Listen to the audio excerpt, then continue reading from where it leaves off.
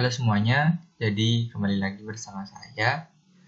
Jadi di sini saya akan menjelaskan 3 hal, yaitu yang pertama ada tabel, kemudian ada sel, dan yang terakhir itu ada rumus-rumus dasar pada Excel. Jadi langsung saja kita ke pembahasan yang pertama, yaitu adalah tabel. Nah, jadi manfaat dari tabel ini adalah pada Excel, yaitu untuk mempermudah dalam mengolah dan menganalisis data yang dimiliki seperti pengurutan, mempercantik tampilan, mempermudah dalam penulisan, serta menggunakan rumus-rumus Excel nantinya biar lebih mudah. Seperti itu untuk fungsinya sendiri. Kemudian bagaimana sistem penggunaannya? Jadi dalam pembuatan tabel itu ada yang secara otomatis untuk bisa langsung memfilter, dan ada juga hanya untuk mempercantik saja. Jadi kalau untuk mempercantik tampilan atau memperindah tampilan agar supaya lebih enak dipandang mata, itu kita bisakan untuk digunakan pada bagian font ini. Kemudian ada no border, kemudian tampilan kotak ini yang nantinya akan digunakan untuk mengatur tabelnya. Kemudian yang kedua di situ adalah di bagian format tabel. Jadi di sini kita bisa gunakan untuk memilih beberapa warna kategori warna pewarnaan dan yang lainnya. Ada juga yang lainnya, ada beberapa cara penggunaannya dalam memfilter. Nah, itu kita langsung saja coba ya. Misalnya di sini kita akan membuat sebuah data, yaitu hasil nilai ulangan. Misalnya di sini adalah tabel nama, kemudian di sini adalah ulangan pertama, dan di sini adalah ulangan 2. Untuk namanya ada Kiki, ada Dede, kemudian ada Desi, Dika, Ika, Surya. Misalkan itu adalah nama-nama dari siswanya itu. Misalnya di ulangan pertama itu bebas saja, ini hanya sebagai contoh aja. Misalnya 10, dan ada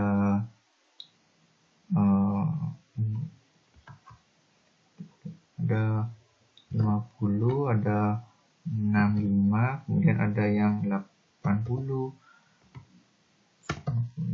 dan ada yang 70 misalnya itu. Kemudian di ulangan kedua itu ada 65, ada 70, ada 80, kemudian ada 80, ada 100. Nah, seperti itu. Jadi untuk perindah lebih enak dipandang, itu kita gunakan. Itu yang pertama, kita gunakan untuk yang di bagian sini. Itu yang pertama dengan blok itu semua. Setelah kita blok, baru kita cari di sini.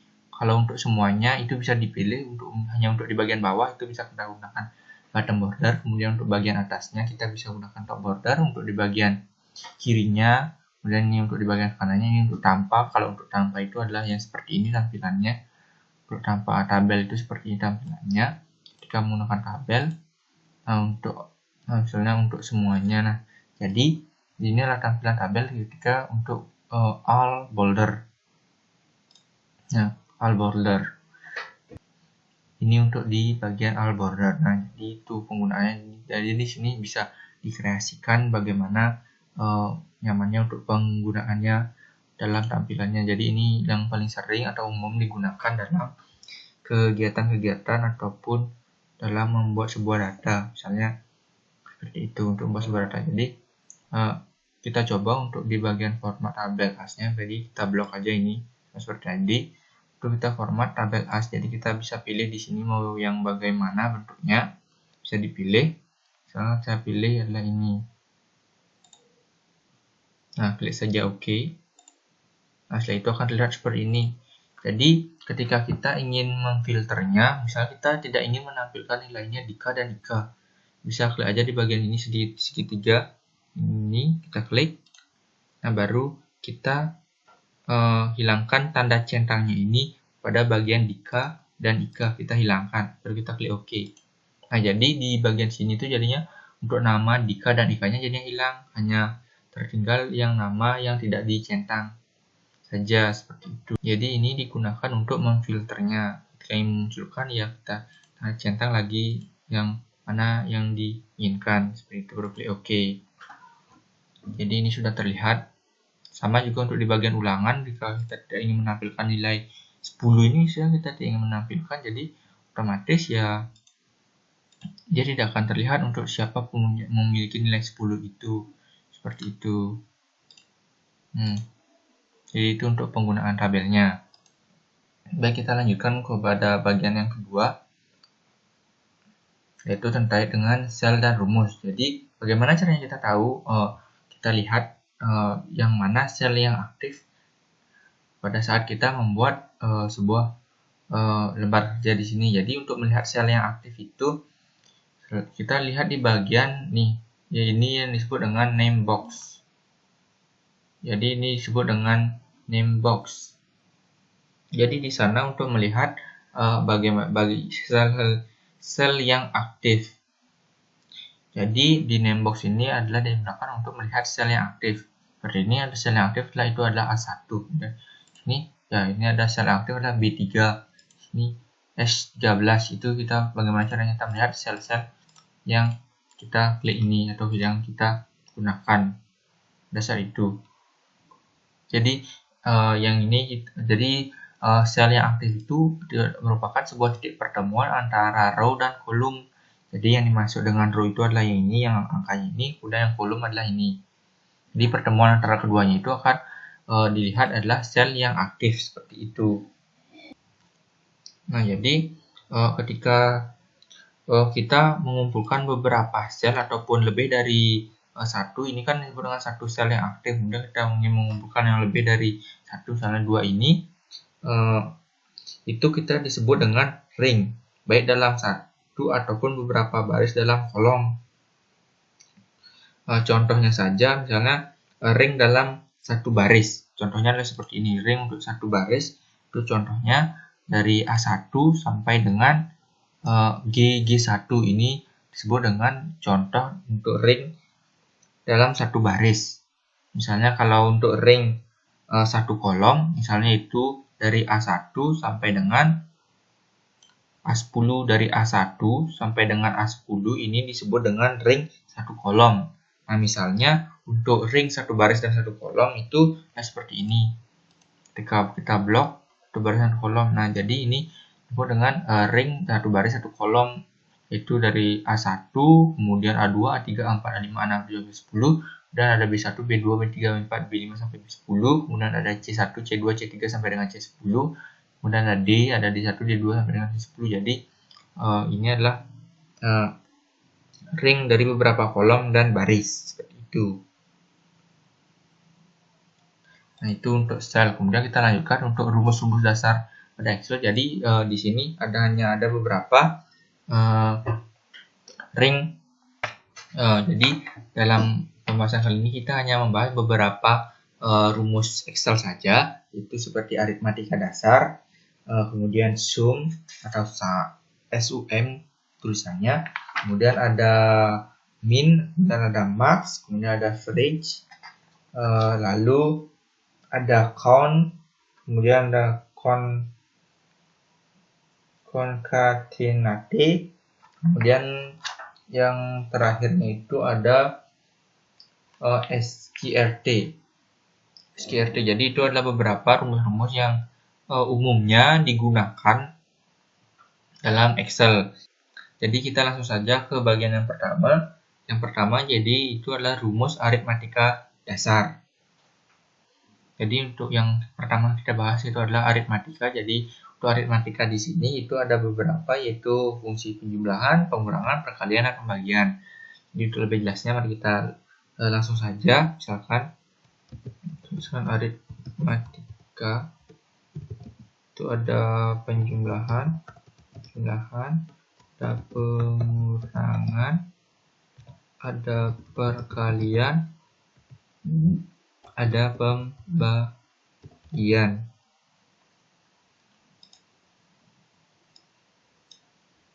Jadi itu misalnya kita memiliki data yang pertama, kemudian ada data yang kedua,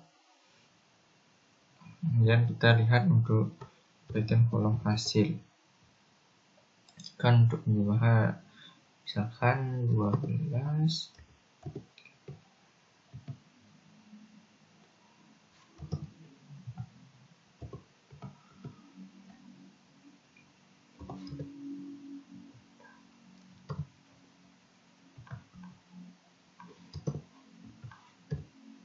Nah, jadi ini misalkan untuk aritmatikanya itu. Nah, untuk dalam penulisan Excel itu yang kita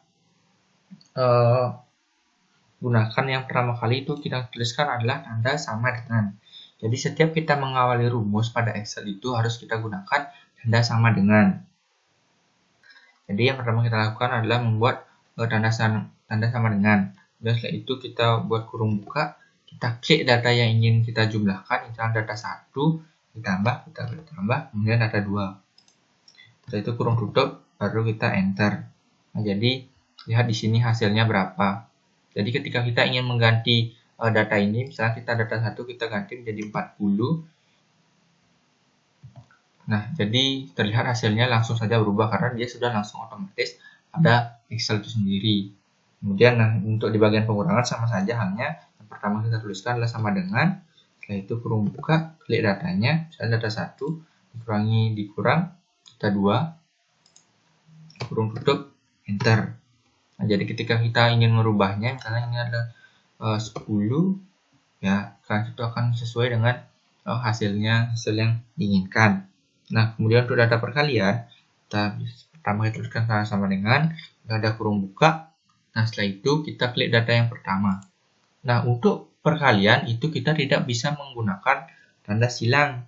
Jadi, yang kita gunakan dalam Excel ataupun program aritmatik yang kita gunakan dalam Excel ataupun aplikasi lainnya yang digunakan untuk simbol sebagai dalam matematika itu adalah tanda bintang.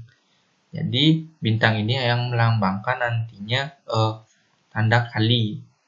Karena ini adalah data pertama dikalikan dengan data kedua. Setelah itu kita tutup, kita enter. Jadi terlihat 25 kali 5 itu adalah 125. Jadi jelas ya. Kalau seandainya kita gunakan tanda kali itu dia tidak akan mau karena dia tidak akan terbaca oleh Microsoft Excel itu sendiri. Kemudian untuk di bagian pembagian itu kita sama saja, kita sama dengan tanda sama dengan. Buka 40 kita untuk pembagian kita gunakan garing atau per. Nah, itu baru kita klik data yang kedua. Setelah itu baru kita enter. Nah, jadi 40 bagi 5 itu adalah 8. Nah, itu untuk fungsi di bagian aritmatika. Nah, kemudian selanjutnya kita gunakan misalkan kita ingin fungsi yang kedua. Kemudian selanjutnya kita lanjut ke fungsi yang kedua, itu adalah fungsi sum. Jadi fungsi sum ini berfungsi untuk menjumlahkan sekumpulan data pada suatu range. Misalkan contohnya saja, misalkan saja kita bikin di sini untuk data baru, itu misalkan nama barang, nama barang. Nah, nama barangnya di sini misalkan buku, pensil, spidol, penghapus. Yang terakhir kita tuliskan jumlah. Nah, misalnya ketika kita belanja pasti untuk ada harga ataupun jumlahnya seperti jumlah itu ada 30.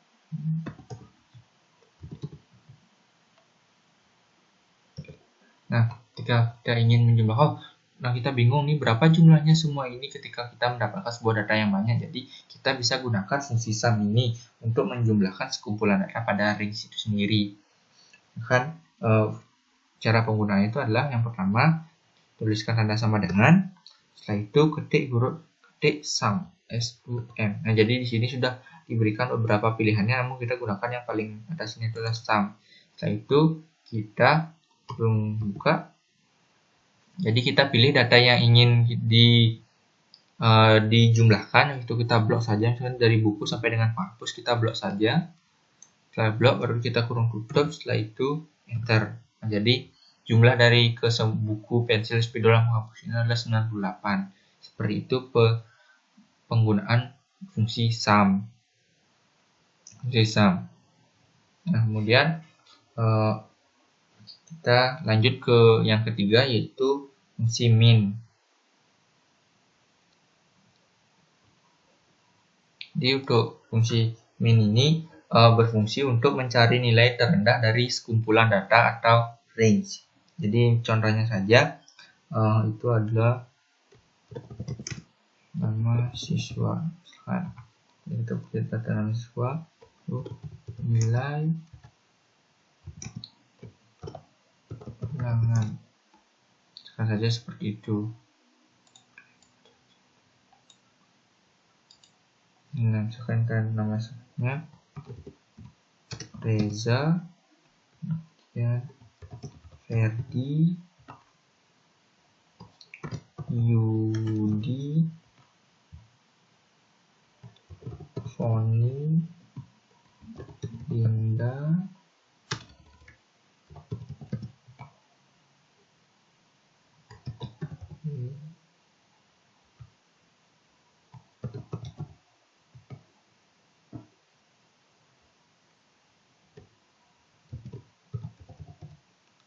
nah misalkan tuh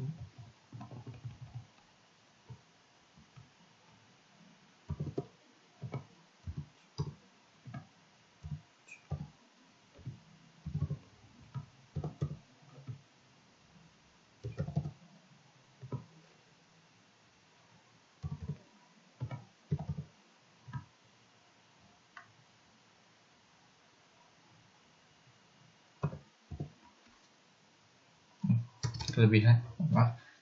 Jadi nilai gunakan di sini adalah nilai terendah. Nah, jadi kita ingin melihat nilai terendah itu siapa sih, untuk berapa sih nilai terendah dari hasil nilai ulangan beberapa siswa ini. Kita ketikkan sama dengan, setelah itu min.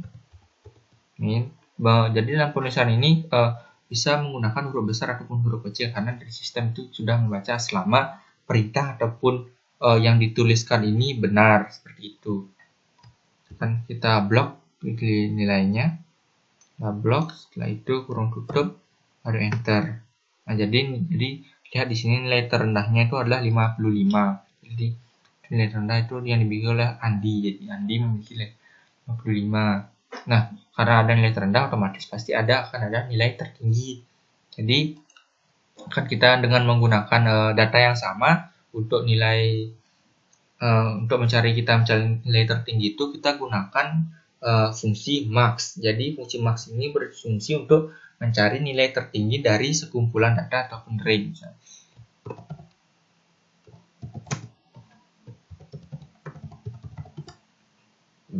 Misalnya kita untuk mencari nilai tertinggi itu sama dengan, kemudian max menggunakan X, yaitu kurung buka blok datanya, itu kurung tutup, enter. Nah, jadi seperti itu. Jadi nilai tertingginya di sini adalah 100. Nah, itu adalah untuk nilai terendah dan nilai tertinggi. Nah, setelah itu kita ingin merata-ratakan berapa sih rata-rata nilai dari nilai ulangan dari siswa ini. Dengan untuk mencari nilai rata-rata itu kita bisa gunakan fungsi average. Tulisannya itu adalah average. Nah, misalnya rata-rata sama dengan, biar menggunakan average. Nah, jadi ini untuk mencari nilai rata-rata, yaitu kita buka, baru kita blok datanya,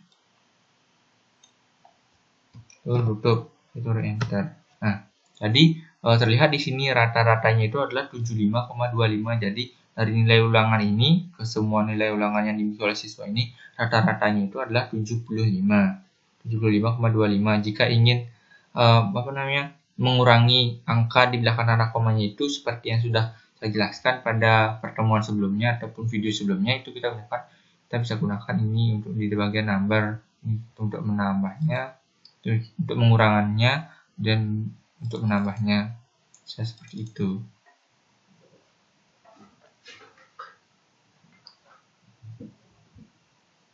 Nah, kemudian kita lanjutkan ke selanjutnya, itu adalah fungsi count. Nah, jadi fungsi count ini berfungsi untuk menghitung jumlah data dari suatu range yang dipilih. Nah, jadi di sini kan misalnya karena ketika datanya kita ketikkan nama-nama saja ataupun inisialnya saja, tapi kita nggak tahu berapa, ada data yang sangat banyak seperti itu, tapi kita tahu berapa jumlah dari data tersebut.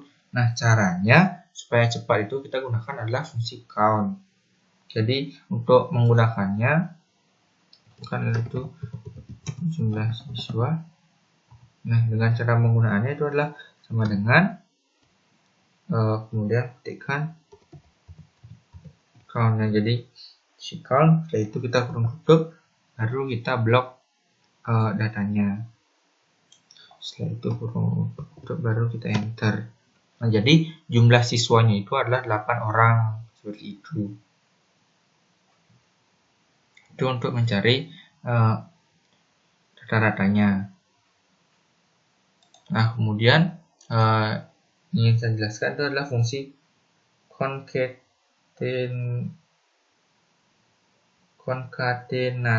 Jadi fungsi concatenate ini berfungsi untuk menggabungkan data antar kolom. Misalnya ini menggabungkan beberapa, misal kita ingin membuat sebuah alamat email tapi dengan cara yang cepat dengan alamat email yang sama, tapi kita ingin menggunakan untuk nama depannya itu adalah nama seseorang. Misalkan adalah subjek, ada domain, ada, nah misalkan itu ada Dika, Anggi,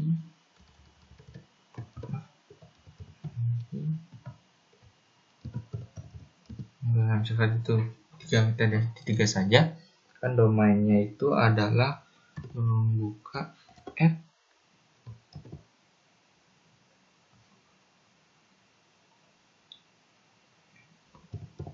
home.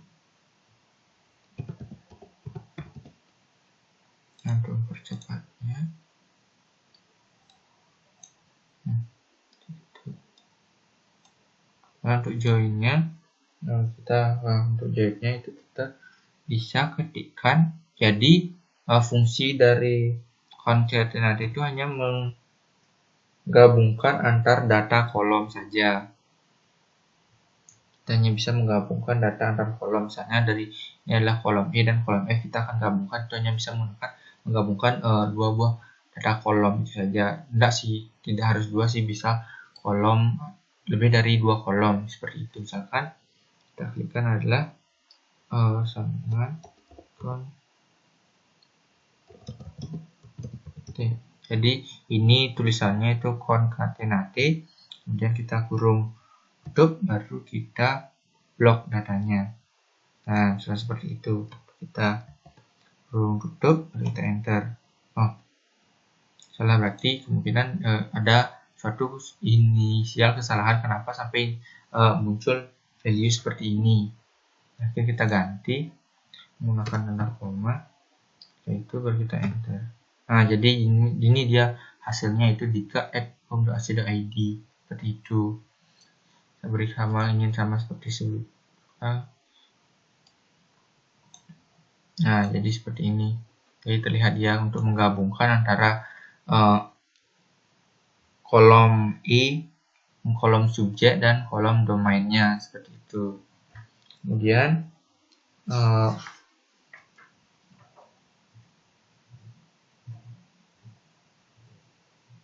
untuk yang terakhir itu adalah fungsi SQRT. Nah, SQRT ini adalah fungsi untuk menghasilkan suatu nilai akar kuadrat dari suatu bilangan. Jadi fungsi SQRT ini adalah untuk mencari nilai akarnya. Tentunya angka yang digunakan adalah angka bilangan bulat seperti itu. Jangan menggunakan bilangan desimal. Nah, Contoh penggunaannya, misalkan kita telah memiliki nilai, misalkan ada 30 dan ada 5 dan 5, misalkan seperti itu. Misalnya ada beberapa, nah kita gunakan itu adalah, jadi kita akan yang pertama sama dengan, setelah itu kita klikkan SQRT. Nah, SQRT ini untuk mencari nilai akarnya, berkurung tutup, kita klik datanya seperti itu. Jadi untuk mencari nilai akar ini kita hanya bisa menggunakan satu saja sebuah nilai, tidak bisa kita menggunakan 2 buah ataupun lebih. Nah, jadi hasil dari akar 30 itu adalah 5,47722. Karena ini terlalu banyak, kita bisa persedikit untuk angka di belakang tanda komanya. Untuk jadi banyak, nah untuk persedikit, nah jadinya 5,48. Kemudian untuk yang lainnya bisa kita samakan sama saja. Nah, jadi untuk nilai akar dari 25 itu adalah 5, tapi ini bisa tidak menggunakan karena ada 0, saya gunakan 5. Kemudian untuk 45 dan 6,71, jadi itu untuk mencari nilai akarnya. Nah, jadi itu beberapa pokok bahasan terkait dengan fungsi-fungsi dasar pada Microsoft Excel yang saya jelaskan pada kesempatan kali ini. Terima kasih sudah menonton penjelasan dari saya. Mungkin itu saja yang dapat saya bagikan pada hari ini. Jadi sekian dari saya. Terima kasih.